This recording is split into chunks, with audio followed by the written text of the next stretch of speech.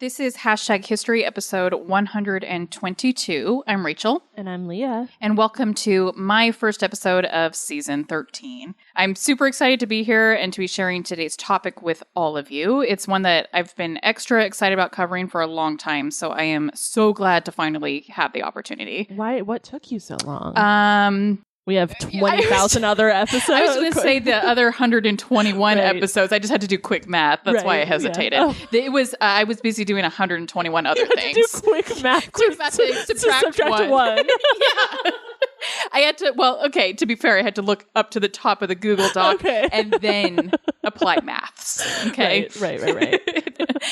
Before we jump into the episode, though, I did want to share a bit of a personal announcement. Mm-hmm. You all know that we have been making more of an effort to sprinkle in mocktails during our cocktail segments, and that's for a number of reasons. One being that we've actually received like a good amount of feedback from people saying that they really appreciate the occasional mocktail. Yeah. And, we live to please. But yeah. We do. I mean, really, we're both people pleasers. So we literally live to please. Truly. We truly do.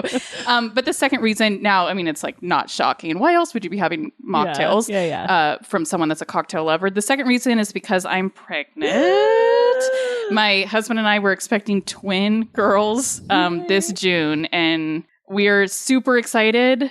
A tad bit overwhelmed. Mm-hmm. Understandably so. Yeah, both things. We're mostly really, really excited, though. Some of you have been listeners for a really long time, so I just thought I would share this exciting news with you all. Mm-hmm. And in relation to our cocktail segments, I obviously have not been indulging in any alcohol whatsoever this season or last. Leah has been my secret keeper this whole time and has watched me do mocktail versions the best that I could of any cocktails that we had on the podcast.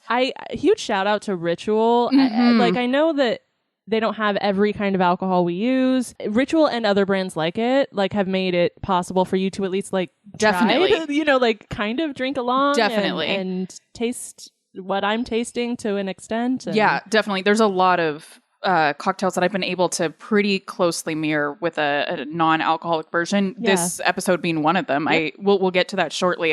I was able to create an exact mirror as a mocktail. So again, no alcohol consumption by me, in case you were wondering about that or wanting to call. Why if you were to Rachel call been slurring her words this season?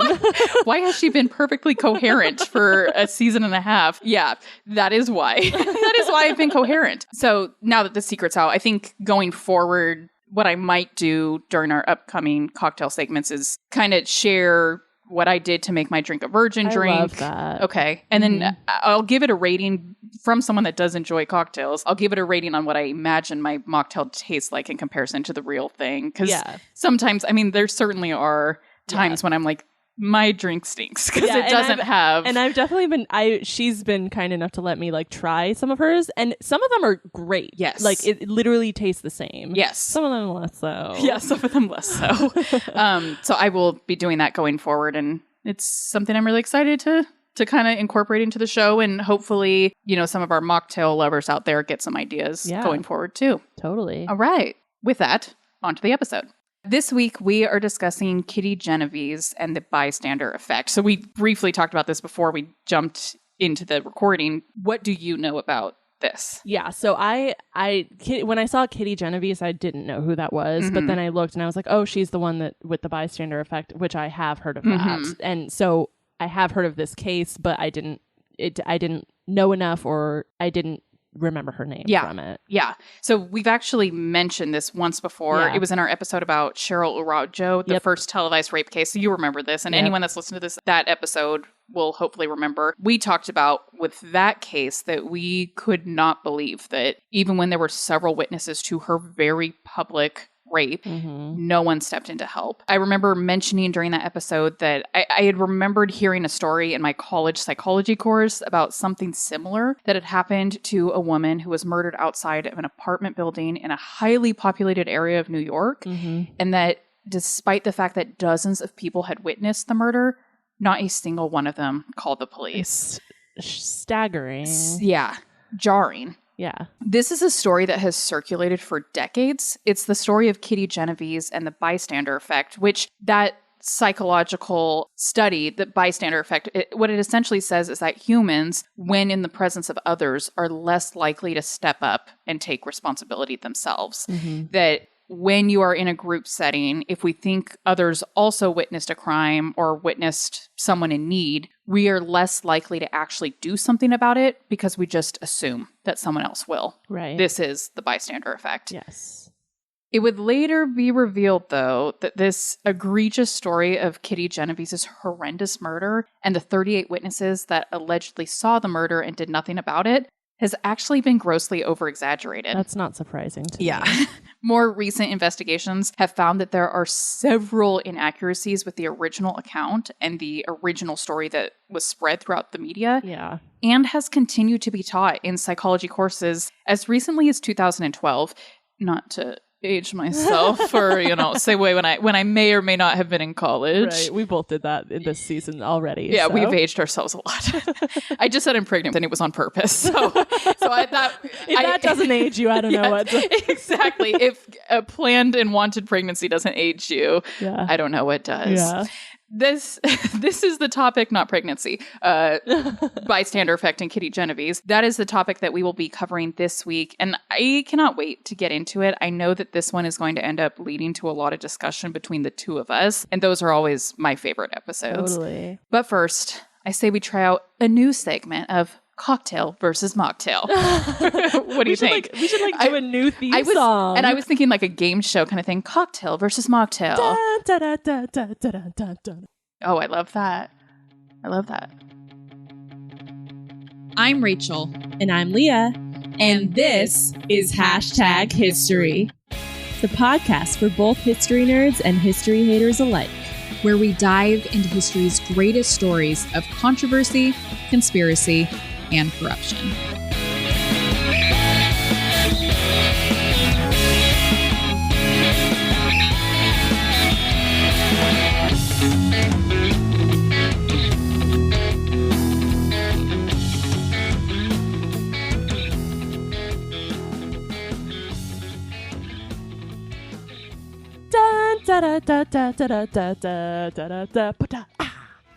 That's it.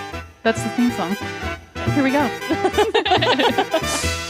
All right. This week's cocktail was brought to our mouths by Berlani, who said, "I am so happy I found your podcast. I'm a fan of history and have such a passion for the details within the stories. Cheers to you ladies, and thanks for all the cocktail suggestions." Aww. You're welcome. Berlani. Yeah. Berlani, I hope I'm saying that right, Berlani. Thank you so much. That was so sweet. Yeah, our mouths certainly thank you. Maybe. We haven't We'll decided yet. We personally thank you. That was really sweet. Thanks so much for sending us that message and sponsoring a cocktail. Yeah. Yeah. As for our taste buds, we'll let you know. Yeah. TBD. I think it'll be good because this week's cocktail is called the My Tokyo 1964 cocktail, which probably seems weird. I chose it simply because 1964 is the year this horrific incident happened. That's true.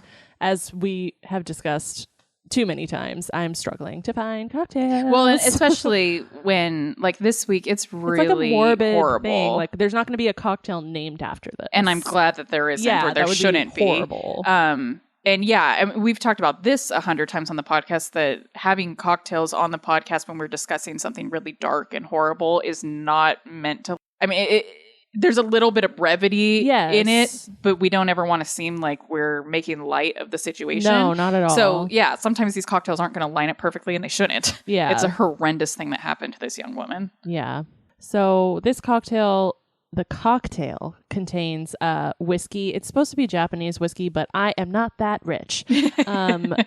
It also contains Grand Marnier or another cognac orange liqueur and lime juice, and that's it. Yeah, and so this was one that was really easy for me to make a mocktail version because the only thing I had to substitute, really, the whiskey, I used Ritual, their whiskey alternative. Yeah. And the orange liqueur is super easy to make as a non-alcoholic liqueur. It's basically simple syrup with some orange juice and orange zest and stuff in it. Yeah. And it smells so good. It's honestly, your liqueur looks and smells better than the Grand Marnier. Because it doesn't have alcohol in it. So yeah, it smells a lot better. So you're supposed to shake all the ingredients with ice and fine strain it into a chilled glass. It's supposed to be a coupe or a Nick and Nora glass, which I'd never heard of before. Me neither. I'm sure Tux could teach us a thing or two about it. I'm confident he could. I found this recipe on diffordsguide.com, and that's all I got for you. All right, let's cheers. Cheers. I like it. Very limey. Leah's is going to have a lot of tartness to it because she... As I was saying, it's just a little bit of lime. Very little. I accidentally dumped an entire, 3 ounces of lime juice into mine. So hers is a lime juice cocktail. Mine is great. Yeah, no, it's good. I would drink this. This is actually very similar to what I drink when I have no ingredients in my house. All I have is whiskey, and then I'll either use lemon or lime juice. Yeah. And if I have it, I'll use an orange liqueur of some kind, but I can do without that, honestly. Yeah. Just whiskey and lime or lemon is... I'm really loving this. I'm going to go all the way up to an 8 with this one. I think it's I always appreciate an easy cocktail. Yeah. This one's easy, but it still feels fancy. Totally fancy. It might be the glass. I might give it a 9 because I love whiskey. Mm-hmm. Yeah, if you're rolling in the dough and want to do the Japanese whiskey, please tell us how that is. Maybe even ship some to us. I don't know. I don't know. I was going to say, do those fit in a P.O. box? Can you ship Japanese whiskey? I don't know. All right. Okay. Yum. Thanks. Yeah, you're welcome. And thank you to Berlani. Thank you so much. So I think where we should start this week's episode is with who was Kitty Genovese and then discuss the circumstances of her horrendous murder. As always with our podcast, we never really go into gruesome details about things like murder. We talk all the time about how the two of us certainly consume true crime content, and we do enjoy bringing that kind of content to the podcast, but we're not a true crime podcast. And I personally do not enjoy hearing details of murders. Right, same. Like the gruesome, horrible details. Right. So we generally skip those sorts of details, and that's what we'll be doing in this episode as well. But as always, here is a trigger warning if you are not comfortable with that topic. I'm going to be doing an introduction to Kitty Genovese first, but then after that, you can skip ahead by 10 minutes and then jump back in where we'll be talking about all things media and the folklore that has surrounded this case. Okay. Catherine Susan Genovese, known as Kitty, was born in Brooklyn, New York on July 7th, 1935. Genovese was the oldest of 5 kids, and she very much fit the oldest child role, being really mature for her age, particularly in academics. She was known to be a really great student who was, quote, self-assured beyond her years, unquote. She was known in school to be fairly popular and friendly and talkative, and to always have a, quote, sunny disposition, so unquote. She's that girl that you hate to love. I was just going to say that you're jealous of. You're jealous of. Everything about her, there's nothing you dislike, but that makes you dislike her. That makes her dislikable. Unlikable, because she's so likable. Yeah. Right. And I think to say someone in high school is self-assured beyond their years. Yeah. I know when I was in high school, still even early adulthood, it's hard. Exact opposite. My teenage years, I was whatever the opposite of that. Yeah, floundering into my own self. Yeah. Awareness, self-discovery. And, yeah. Yeah. I know. It was a rough time. No.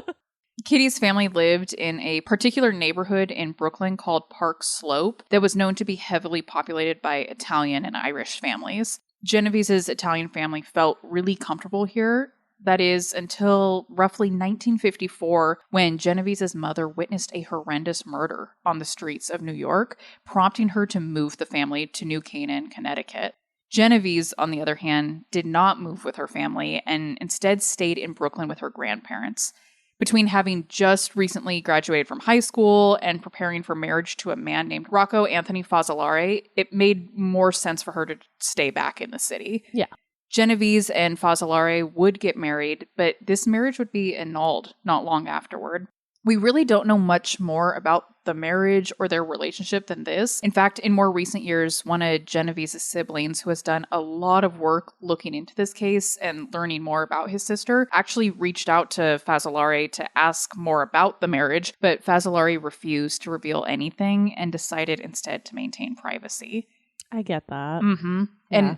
And despite his maintaining privacy, we will shortly discuss a potential reason for the annulment shortly. Okay. And just kind of depending on how you look at this, perhaps that this reason that we're about to discuss is part of what he was protecting. Maybe he's just a good guy that was protecting. Yeah, obviously I don't know what you're about to say, but I mean, I could think of multiple reasons why you wouldn't want to go into it. Number one being like, I would assume you had feelings for this person no matter what, and I would hate having to dig back into that when, even if like you annulled the marriage before she passed away. Yeah. Before, I shouldn't say passed away, before she was brutally murdered. Yeah.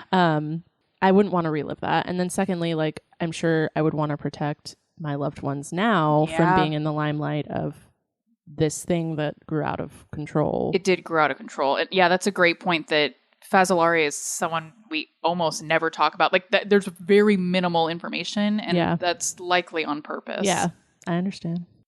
Following the annulment, Genovese would go on to get an apartment of her own in Brooklyn. Genovese was a total go-getter. She started working clerical jobs, but found the work boring. So instead, she started working as a bartender, and she loved it. Nice. She would go on to kill it as a bartender, so much so that she essentially stepped in as the manager of Ev's 11th Hour bar in Hollis, Queens, when the owner of the place was kind of slacking off. Genovese was, I mean, seriously, when I say killing it, she was killing it. She was making roughly $750 a month, which in today's money is close to $7,000 a month. I mean, that's incredible now. Yeah. That's unfathomable as a single woman in the 1960s. Totally. Like, wow. Wow. In 1963, Genovese met a woman named Mary Ann Solanco at an underground lesbian bar called Swing Rendezvous, and the two quickly fell in love and got a place together in Kew Gardens, Queens, known to be a safe area. Okay. This was an area where you hear this fateful line in every single Dateline documentary, but it's where people left their doors unlocked. That's how safe it was. Exactly. Yeah. For the most part, Genovese's friends and family and neighbors did not know the romantic nature of her relationship with Solanco. Most assumed she was just the roommate or friend. But within some circles, the women were open and comfortable being themselves. I've heard some interviews with patrons that visited her bar often, and they were like, everyone knew she was gay. Like, yeah, that's Kitty. Like, everyone knew that. Yeah. But I think within certain circles, too, her family and her friends and stuff, she wasn't comfortable sharing that part of herself. Yeah.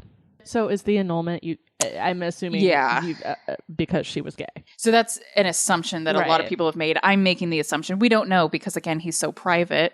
But that's why some people have kind of given him props, I guess I'll say, that like, if that is the reason why, he's keeping that protected and private and being respectful about, like, you know, we were never going to work. And that is our business, her business. Yeah. And I'm not going to share that.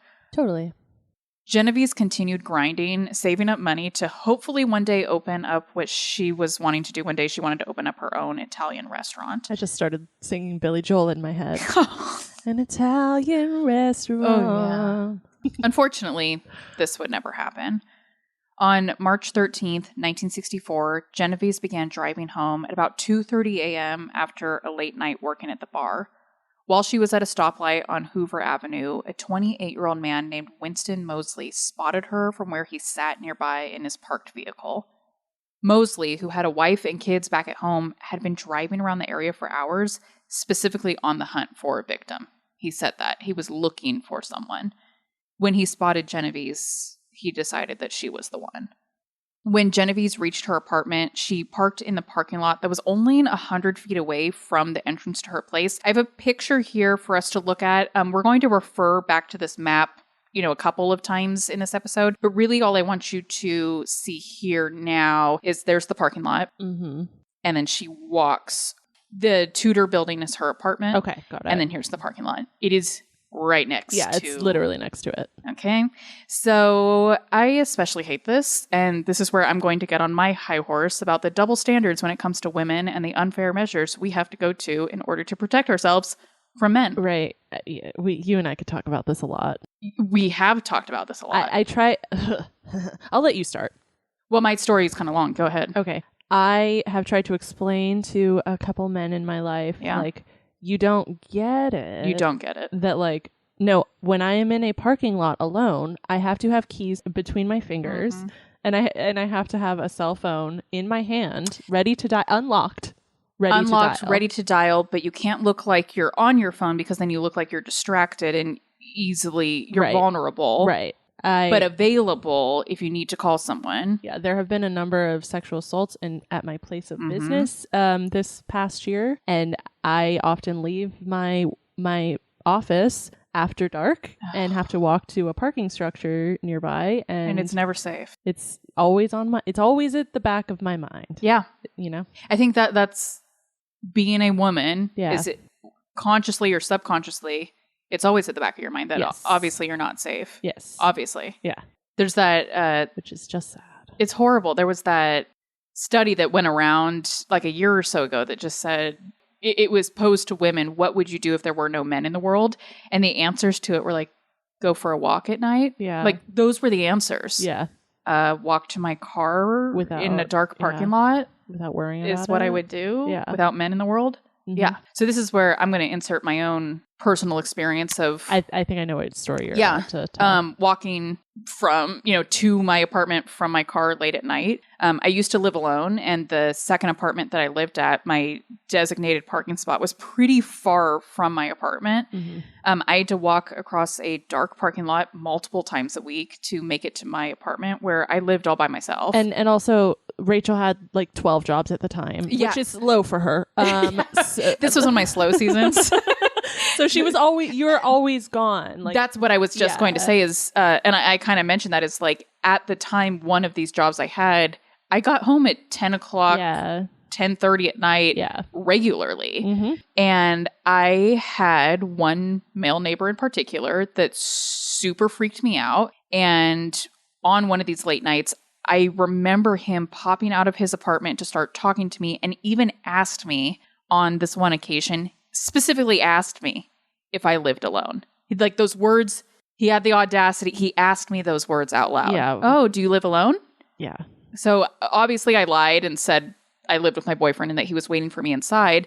And this is just one of many encounters that I had with this particular neighbor that made me very nervous to live alone. Yeah. And I hate that because I loved living alone. Like living alone. You were living your best life. Like not really, but like that was my second best life. Yeah. I mean, even now, like obviously I love living with my husband, but he lived alone before me too. We both lived alone, and we've had that conversation many times where like living alone was pretty great. Yeah. You know what I mean? Not that we don't love living together, but it's like going to the bathroom with the door wide open. Well, and like taking a shower and not getting dressed for an hour. About, just letting someone know where you're at all times. Oh, yeah. Yeah. But even, just like cooking whatever you want or not cooking at all because you live alone. Like living alone is great. But as a woman, that came along with the constant fear of all of my creepy male neighbors knowing. They knew that I lived alone. They watched. They knew that I lived alone. Knowing that I came home late at night, a handful of nights a week due to the job that I had at the time. Yeah.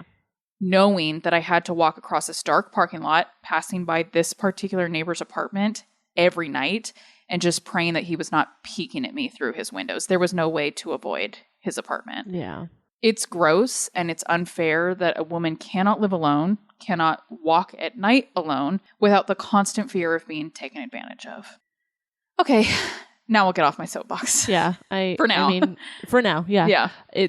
I'm with you. Yeah. I'm on the soapbox. I'm like holding on to you. Because we're both slipping off. One foot on the soapbox. But we're both up there screaming.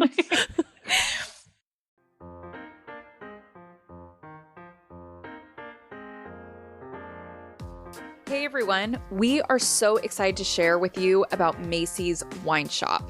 Yes, it is that Macy's. Macy's has launched their very own wine shop, which includes full-size, delicious wines curated by their experts coming from renowned wine regions, which include our home state of California and beyond. You can select exactly what type of wine you are looking for. Do you love reds? Do you love whites? Maybe a little bit of both? You can make these personalized selections quickly and easily through the Macy's Wine Shop. What makes Macy's Wine Shop better than any other online wine club is that they deliver quality wines at unmatched price points. all within 1 to 3 business days. Seriously, I ordered my wine on a Monday and had already received them by that following Wednesday. And with our link, you get $50 off a 6-bottle box of Macy's award-winning wines, which is a $95 retail value. Head to the show notes of this episode to access the discount code, or you can head to our Instagram to find the link in our bio. Cheers!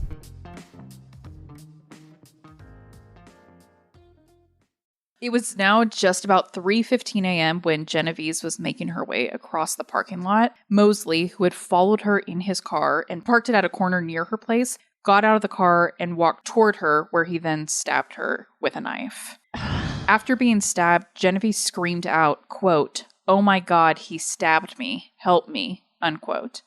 This caused neighbors to wake up and spot what was going on. Prior to her calling out, the neighborhood had been very quiet. I mean, it's 3 a.m. People are sleeping. The nearby stores and coffee shops are all closed. And what time of year is it again? March. Sorry. So, no. That's a good question. Yeah, so I would assume windows are open. Yeah, it's possible that windows are open. Yeah. This is another apartment experience, and I'm sounding living alone bad, even though I loved it. But I also had a experience at this apartment where there was unfortunately a domestic violence incident that happened, and I didn't realize it was happening because it happened while I was asleep, and I woke up to it. Yeah. And it was a nearby neighbor, and it still took me a while to register what was happening. Totally. And so I think that's part of what's happening here. Is people, they're sleeping. The nearby places are closed. Yeah.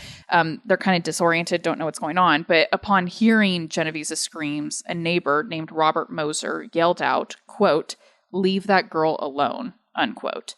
Mosley, afraid of being identified, took off, allowing Genovese the opportunity to race towards the rear entrance of the building, where once she got inside, she attempted to climb the stairs, but collapsed. As she was laying there, she was screaming out for her neighbor and friend, Carl Ross, whose apartment was nearest to where she was, and she was begging for his help. We'll talk more about Ross later, but for the purpose of this part of the story, just know that Ross did not come to her rescue. Mm-hmm. Now, every murder is horrendous and tragic, but Genovese's murder is just horrible, because roughly 10 minutes later, Mosley, who had jumped in his car and taken off, actually returned to the scene where he found Genovese in this empty back hallway before the stairs. He then stabbed her multiple times, raped her, and stole $49 from her before taking off. Mosley did later report that he heard the door of the nearby apartment, Ross's apartment, open and close a few times during the attack, but that no one stopped him. Ross can, obviously I don't know all the details, but Ross can get f***ed. Yeah, Ross can get f***ed. We're going to talk about Ross for sure. A neighbor named Sophia Farrar would find Genovese not long afterward. As originally reported, the police would not receive their first call about the attack until about 3:50 that morning, and Farrar would hold Genovese until the ambulance arrived at roughly 4:15 a.m. Genovese died on the way to the hospital. Solanco, her girlfriend, would be awoken by authorities at roughly 4 a.m. to tell her that Genovese had been murdered. Solanco then went to the hospital to identify the body. Solanco was absolutely devastated by Genovese's death, and it took her months to pick herself back up from the grief. Okay, so that story is horrible and tragic and just truly heartbreaking. Yeah. I pray that Kitty Genovese's soul rests in peace, knowing that she was dearly loved by so many people. Yeah. There will be justice served later in this episode, but what I would like to do now is shift our focus first to the public's reaction to this horrendous crime. Yeah. Initially, the murder was not widely publicized. That was until 2 weeks later, an article was published in the New York Times. So I think that's important too, to New York Times, very reputable news source. Yeah. And it read, I'll let you read what the title of this article is. 37 who saw murder didn't call the police. Apathy at stabbing of Queens woman shocks inspector. Yes. Okay, so that was the headline. And then we have parts of the article here for you, Leah, to read. Yeah. I am not drinking faux whiskey, so... I'm doing great. But yeah, Leah you'll be a good representation of how good this cocktail is or is not. Great. Before you read the article, I do have a couple of comments first. One, you will notice a slight discrepancy in the number of witnesses the police allege were involved in this event. The headline you just read said 37 people, but then the actual article, literally the very next paragraph, says 38. Okay. You will also notice another discrepancy early in the article that states that Genovese was attacked 3 separate times when she was, in fact, attacked twice. Yeah. I looked into all these discrepancies, and it appears as though they really were just like bad reporting errors, typo errors. Not that there was anything like malicious, but just like these people are bad writers. Right, and like bad editors. Bad editors. Yeah. And the second thing I want to mention before you read this article, what I'm about to have you read is a bit long. Okay. But I think it's really important that we hear word for word what was originally reported in the press about this incident, because it was this very article that led to the decades of misconceptions about this case. Yeah. Having said that, though, and although what you are about to read is a bit long, it still is not the full article. These are only excerpts that I've spliced together here and there. So if any of our listeners are interested in reading the full article, we will for sure have that linked in the citations on our website. Okay, go ahead. For more than half an hour, 38 respectable, law-abiding citizens in Queens watched a killer stalk and stab a woman in 3 separate attacks in Kew Gardens. Twice, the sound of their voices and the sudden glow of their bedroom lights interrupted him and frightened him off. Each time he returned, sought her out, and stabbed her again. Not one person telephoned the police during the assault. One witness called after the woman was dead. Quote, good people, end quote, failed to call the police. Quote, if we had been called when he first attacked the woman, might not be dead now, end quote. A man explained that he had called the police after much deliberation. He had phoned a friend for advice, and then he had crossed the roof of the building. This is Carl Ross. Yeah, to the apartment of the elderly woman to get her to make the call. I didn't want to get involved, he sheepishly told the police. What the f***? The police stressed how simple it would have been to have gotten in touch with them. A phone call, said one of the detectives, would have done it. Today, witnesses from the neighborhood find it difficult to explain why they didn't call the police. Lieutenant Bernard Jacobs said, quote, it is one of the better neighborhoods. There are few reports of crime. You only get the usual complaints of boys playing or garage cans being turned over, end quote. The police said most persons had told them they had been afraid to call, but had given meaningless answers when asked what they had feared. A housewife said, quote, we thought it was a lover's quarrel, end quote. A husband and wife both said, quote, frankly, we were afraid, end quote. A distraught woman said, quote, I didn't want my husband to get involved, end quote.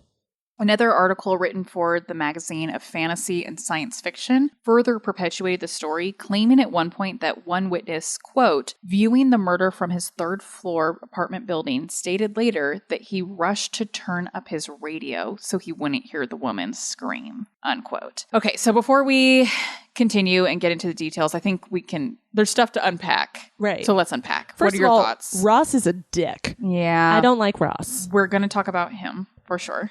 Most Rosses, really. Ross From Geller, Friends. off. You're insane. Yeah. You're literally a psychopath. That's the only Ross I know. Yeah, same. All those Rosses lumped together. Yeah. Yeah. Don't like him. And obviously, this is all in the reporting, but as far as the other people saying they were scared to call I get not wanting to go out there. Yeah. I don't want to get stabbed. No. I get that. Yeah. It's the not calling the police Yeah. that I don't. Why? Yeah. And again, I know that's all part of the reporting and not necessarily part of reality. I mean, it's both. Yeah. It's a little bit of both. Okay. We'll definitely be diving into all that soon. Ultimately, what these stories did was convince people of the rough and tough life that city living is. Yeah, of course. I mean, it's a thing that's perpetuated. Yeah. It's it's like you get desensitized to it kind of thing. Neighbors don't look out for one another. No one cares if you get murdered on their front doorstep. No one wants to get involved, and everyone just has they're a too busy, selfish, one-track mind. Yeah. This is a a theory, I guess I would say, that's been perpetuated for a really long time. Yes. Inspired by this story, psychologists began analyzing what became known as the bystander effect, or the Genovese syndrome, in an attempt to explain why witnesses to a crime would not call for help. Like I mentioned earlier in the episode, bystander effect is essentially a psychological theory that states that one is less likely to help in the course of a crime if in the presence of others. Mm-hmm. This is a direct quote from Wikipedia about this effect. Quote, "If a single individual is asked to complete the task alone, the sense of responsibility will be strong, and there will be a positive response. However, if a group is required to complete the task together, each individual in the group will have a weak sense of responsibility and will often shrink back in the face of difficulties or responsibilities." Unquote. I can tell that you feel opposite. Oh, yeah. Okay, and I'm like, yeah, bystander effect's a real thing. I could see, there are aspects of it that I absolutely am like, sure, but I have also heard stories and like professionals in the event industry and emergency response industry in particular that have talked about how the bystander effect isn't real and how people actually like this was all like at a conference I went to last year. There was like a professional who was a specialist in like emergency response at events in particular. And they talked about how like there's all these stories about stampedes of people that just like we talked about this over in people. Our circus fire episode. And in reality, that doesn't happen. People are actually thoughtful and kind in most cases. Yeah.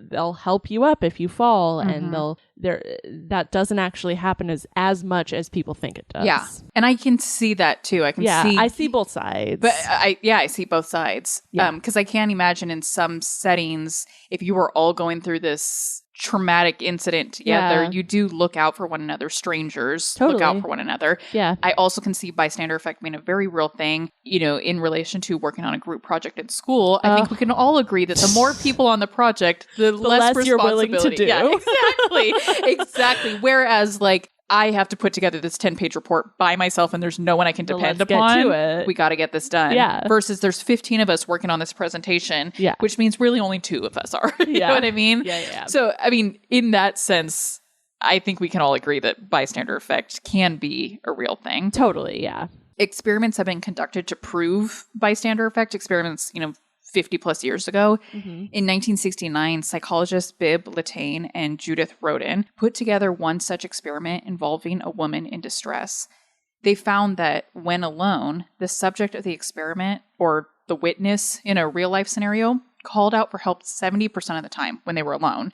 This is in contrast to when this experiment was conducted, in which strangers were paired together to witness this woman in distress. In those cases, only 40% called for help. Interesting. And this is now my little bit of where I can see this side of things. I can understand this. Yeah. Go ahead. I just want to know, here's my...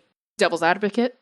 Devil's advocate. I want to know how many people they included in the study. I want to know what were their background. You know what I mean? I feel like there's so many components. I personally think it's not necessarily true across the board, right? It's probably like an individual... Yeah. With personality types. That I think that is more likely than like everybody will just not, you're just, everybody's less likely if they're in a group to report a crime. No, I see exactly what you're saying. Yeah. It's very nuanced. Yes. So now I'll say the opposite of that. You're like, let me say. So now I just am going to speak to a few times in my life where I have called the cops, and nearly every time, and I'll explain what those scenarios were. Okay. I have debated if I should or should not call. This is obviously not the case of like someone is being raped and murdered outside of my house. Right. Obviously. Yes. And I should also start by saying that I have the privilege of having not had personal bad interactions with law enforcement. And so that does not affect my perspective. Right, totally. There are many people that will not call the cops because of their personal experience, very bad experiences with law enforcement, which I think is totally valid. So that's something to consider here as well. But back to the times when I have had to call the cops, I can only think of one time when my calling the cops was an immediate reaction without hesitation. I witnessed a shooting of a stranger as I was driving by a shopping center. Excuse me? Yeah. I didn't know that. This happened maybe like 6 months ago. What and it's super crazy because that kind of stuff doesn't happen in Elk Grove that much. Yeah. And we were driving home from my parents, Alex and I, and we're driving by, it was a shopping center, boom, boom, boom, like that. And we watched someone running out, holding his stomach, running out from a liquor store. Oh my God. And we both looked at each other right away and we're like, call the cops. Yeah. Immediate. Like that is an immediate, obvious reaction. Yes. And I felt that was the right thing to do in that scenario. But I can think of 2 other times when I have called law enforcement and I second guess myself. Really? Like a million zillion times. Interesting. I'm not that way. I guess, so the other scenarios were just me thinking, is this worth calling law enforcement over? Like, surely I can't be the only person witnessing this.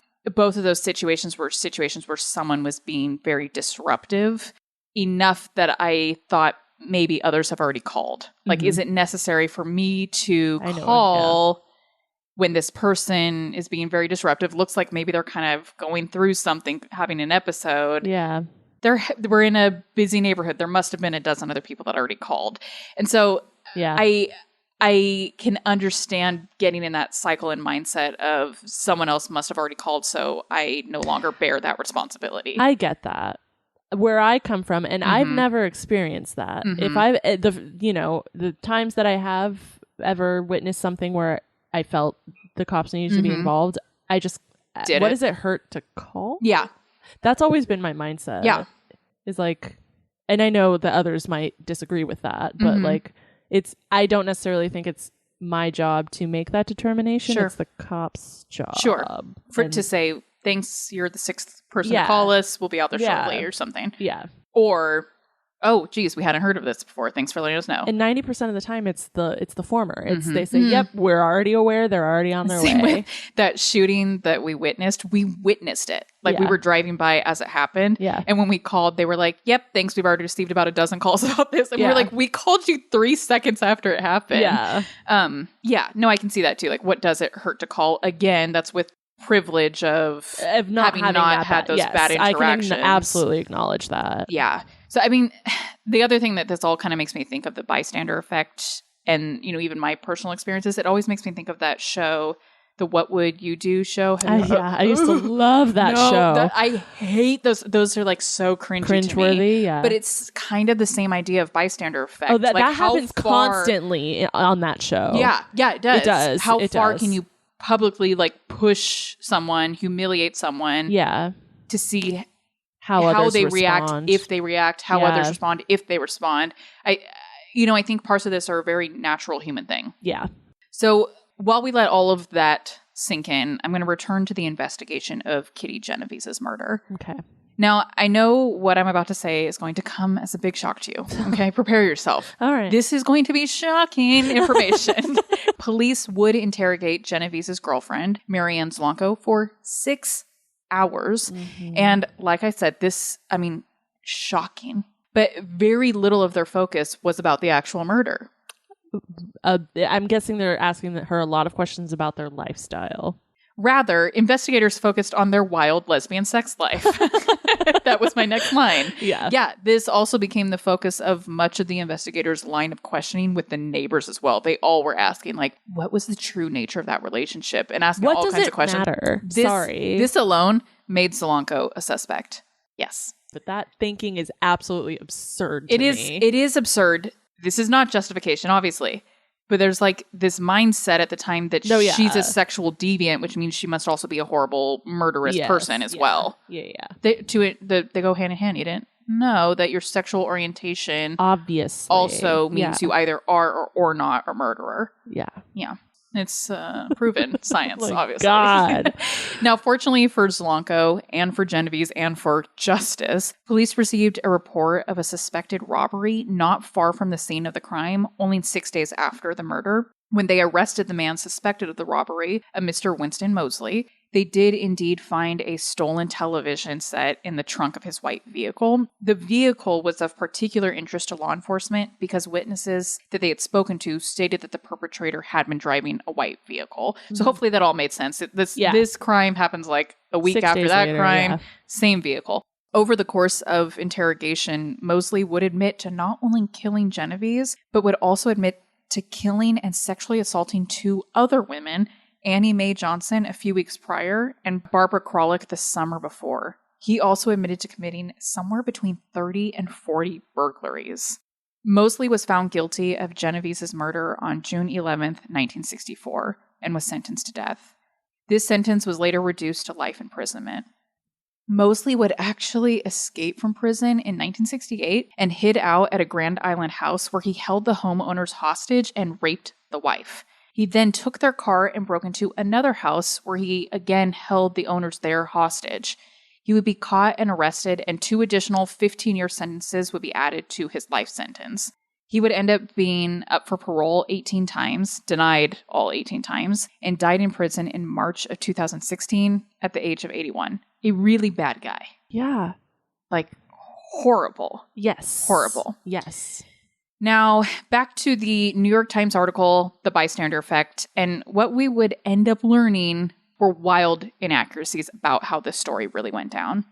In 2004, Jim Rasenberger wrote an article for the New York Times published on the 40th anniversary of Genovese's murder, which attempted to debunk the original reporting of the story.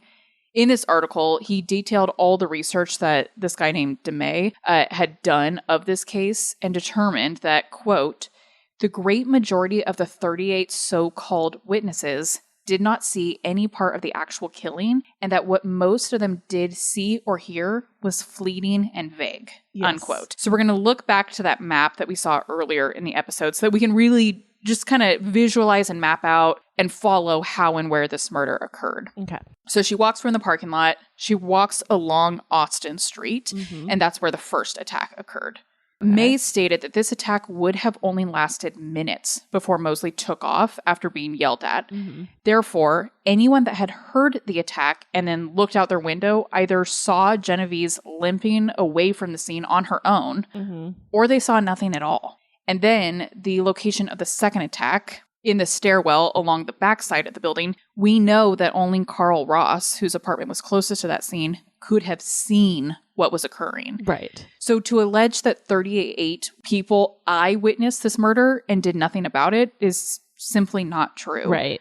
Further, when speaking with the former assistant district attorney, he stated that he had no idea where the number 38 came from, that they only had about half a dozen people that had witnessed enough of the attack to even speak to it. Yeah. So is this number 38 just a lie, a fabrication, an exaggeration of the truth?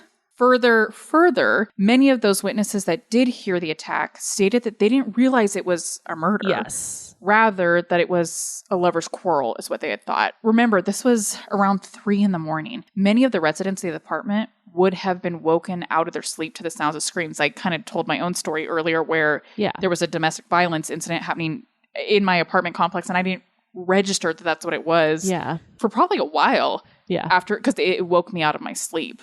So perhaps these people here didn't realize exactly what they were hearing at the time. And then by the time they reached the window to see what was going on, the attack was already over. There has been such overwhelming research and evidence that disproves the original New York Times article that the New York Times themselves made a statement in 2016 that read, quote, while there was no question that the attack occurred and that some neighbors ignored cries for help, the portrayal of 38 witnesses as fully aware and unresponsive was erroneous. The article grossly exaggerated the number of witnesses and what they had perceived. None saw the attack in its entirety. No one could have unless you followed her around the building into the stairwell. Only a few had glimpsed parts of it or recognized cries for help. Many thought they had heard lovers or drunks quarreling. There were 2 attacks, not 3, and afterwards 2 people did call the police. A 70-year-old woman ventured out and cradled the dying victim in her arms until they arrived, unquote. Prior to this 2016 retraction, no one had ever been told that Genovese hadn't died alone, that Sophia Farrar had been there with her in some of her last moments. Her family, Genovese's family, had no idea that she had a friend and a neighbor there comforting her as she died. Prior to this retraction, everyone still believed that 38 people had witnessed the entirety of this attack and done nothing at all. Yeah. That's really gross to me. All for the sake of a quote-unquote good story. Yeah. Journalists allowed the Genovese family and the world at large to believe that 38 people watched a young woman be brutally murdered and that they did not care. And despite all of the debunking, the story of the 38 witnesses and the bystander effect is still taught to this day. Like I mentioned early on, I learned about the story in my college psychology course within the last decade, and it was taught that no one called authorities. It was taught that everyone just sat idly by and watched this young woman be stabbed to death. Yeah, and that the media is known, especially today, maybe not as much in the 1960s, but it's known that the media portrays bad things. They say that's what sells, right? That's what gets the viewership is the that's why like the constant barrage of bad news and horrific things, it's intentional. And the more salacious the better. And the more salacious the better. Yeah. So that it's intentional. Yeah. I truly do believe that. I do too. And the thing with this case that is so alarming to me is that this is still something that people talk about to this day. They're still taught. I mean, I'm not in active psychology courses right now. I don't know what's being taught right now, but I know 10 years ago it was being taught that way. And I know even if it's not being taught that way in like a classroom setting or in books, it's in the social narrative. Totally. People talk about, Absolutely. oh, remember that story of that lady? 38 people witnessed her being brutally murdered and no one said anything. Yes. And that's simply not true. Yeah. Something else that's really interesting about this case is that it actually led to the creation of the 911 phone line system. There had been speculation that perhaps one of the reasons why more neighbors had not called authorities was because of how difficult the process was to get a hold of authorities prior to the creation of the 911 call line. Yeah. At the time of Genovese's murder, calling the cops meant dialing up the local precinct and then really just depending upon who picked up and how that individual perceived the emergency is how the call would be handled. There wasn't like a standardized practice. Yeah. In fact, there are some reports from the Genovese case that state that due to the inconsistencies in how calls to the police were reported and recorded, there may have been a few additional calls to the cops that we simply do not know about because they were never documented correctly. That's a really good point that I hadn't necessarily thought of is, it's not just like you call 911, you talk to someone who's trained, trained and know it's a step-by-step guide as to how to handle a situation. It wasn't like that. It was a dumpster fire hot mess. Like it was. And even if you did get someone that perceived it as an emergency, still doesn't mean they wrote it down for us to look at decades later. What are the call logs? How many people called? There wasn't great documentation of that at the time. Yeah. Following Genovese's murder, greater urgency was placed on creating a centralized number for people to call should they need to reach authorities immediately. And in 1968, 4 years after Genovese's murder, the 911 call line was created. It's a good legacy. That's a better legacy than this horrendous story we've been told totally for all these years. Yes. This case is really so complicated, and I feel as though we could talk about it forever because there's always that back and forth of should those that did hear or see the murder have done more? In hindsight, I think it's easy to say that they should have. Had authorities been called after that first attack, maybe Mosley wouldn't have had the chance to return for the second attack. Yeah. But I also think there are nuances, and it's so hard to say what someone should have done without being in their shoes. Yes. And this goes to what you said earlier, there's a difference between calling the cops and then actually physically getting involved. Totally. This is just speaking to the latter, physically getting involved. I know if I opened my apartment door and saw a man brutally stabbing and raping a woman at the bottom of the doorsteps, yes, I can confidently say I would not run down there and attempt to stop it myself. No. And I can also confidently say that I wouldn't want one of my loved ones to become involved. Like I would be telling my husband, like, no, you will be staying inside. Yes. I don't want anyone getting involved. Yes, I absolutely get that thought. And also learning, I didn't think about the fact that like calling the cops was such a different experience than it is nowadays. So obviously that's kind of changed my perspective on that as well. And another layer onto that, even if you did hear it, because we've already learned that 38, like people are like, where did that number come from? We don't even know where that came from. Even if of those fake 38 people that did hear it, they only heard a chunk of it, and they didn't see it. Yes. And those that did see it didn't know what they were seeing. And there's just so many nuances. Yeah. And that is absolutely another aspect to take into account is like, I don't blame anyone who like heard a scream and then, wasn't sure what was going on, woke up from their sleep. Like, obviously there should be no like guilt in those people, but like it's the Carl Ross who we're just about to talk about, the opening the door and multiple times and not calling the cops after that is what I find unforgivable. Not only did he not call the cops, he knew that he should call authorities because he's the one that you read in that article ran to a neighbor's apartment and told asked for advice. He asked for advice if he should or should not call the cops, and then had someone else call the cops for him. So we're going to talk about him right now. Okay.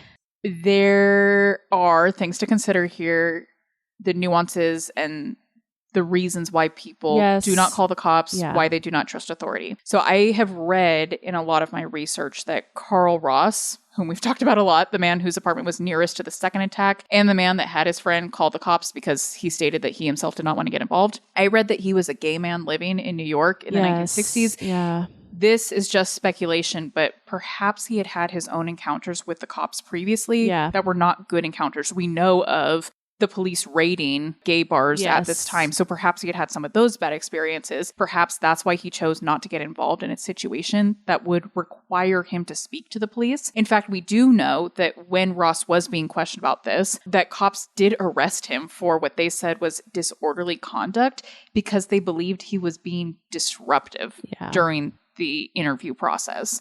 Further, so now kind of off of Ross onto other neighbors, in a documentary that I watched about this case called The Witness, one neighbor stated that this was actually a heavily Jewish populated apartment complex with some of the residents being Holocaust survivors. It might make sense then that these survivors would not be the type to trust authorities and would be the type to want to keep from getting involved in anything that could potentially put them in harm's way. And this is exactly kind of to my point of it's all individualized, right? Everybody had their own reasons for it. Yeah. And I just don't want to like generalize. Yeah. I think that's what's wrong is taking the story and then generalizing it. Everybody, 70% of all people won't report. You know what I mean? That's what I don't respect. What percentage of that 70% has had very, very bad encounters with law enforcement? What percentage does not trust authority and for good reason? Right. Or, absolutely. Or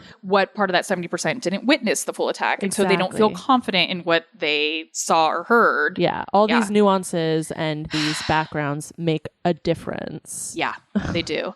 What I do know from all of the research is that Kitty Genovese was extremely loved.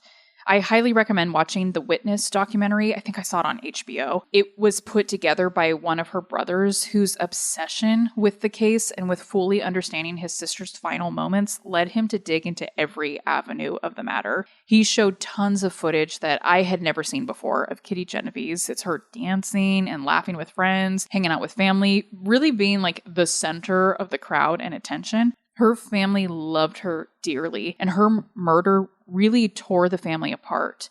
Seeing that footage of her really helped to put her in better perspective for me. Because if you Google Kitty Genovese right now, there's one picture of her that comes up over and over again. I think I've seen it. Yeah, I think, anyone, if you type in Kitty Genovese, you type in bystander effect, this is the picture that we all see. And we'll, of course, put this on our Instagram. When you look at this picture, that's actually a mugshot. Oh, is it really? Yeah. How funny. You can barely tell, but there's actually a little like string there near her neck or like, I guess a string or whatever you would call that. Yeah. That was what was holding up her booking number. Oh. She had been arrested for being like a middleman in a gambling deal back in 1961. And so what I love about the Witness documentary is that they show so much more of her, of who she was as a person outside of this like infamous mugshot photo. Yeah. Something else that often gets overlooked in the Genovese case, and by overlooked, I quite literally mean hidden, for a very long time, was the fact that Genovese had a partner who loved her very much. The nature of her relationship with Marianne Solanco was not reported on until more recent years because of how taboo homosexuality was at the time of the murder. Yeah. But I like the way journalist Jim Rasenberger wrote of their relationship in his article. He said, quote, "The relationship could no longer be considered scandalous in 2004, but it was certainly news to me, and I thought it significant.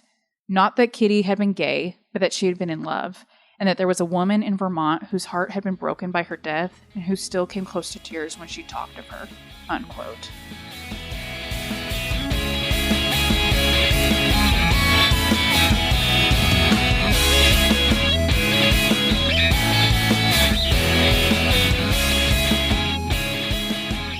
Thank you all so much for listening to this episode of Hashtag History. We will share the pictures that we discussed on the episode to our Instagram, and all sources used to put together this episode can be found on our website, which is hashtaghistory-pod.com. Subscribe to us on whatever podcast platform you use, share about us with your family and friends, and then give us a rate and review. And be sure to check us out. We are on Instagram at #history_podcast. And come join us over on Patreon, where for as little as $1 a month, you can help support our books and booze supply. You also get access to some behind-the-scenes content, weekly Hashtag Hangout episodes, and automatic 15% off all merchandise, and we mail you cards and stickers. I almost did that all in one breath, too. Thanks. Thank you. Bye.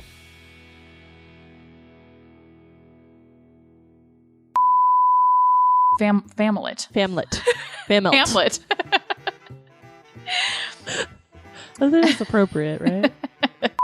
Pasta sounds really good. Go after To Buca de Beppo.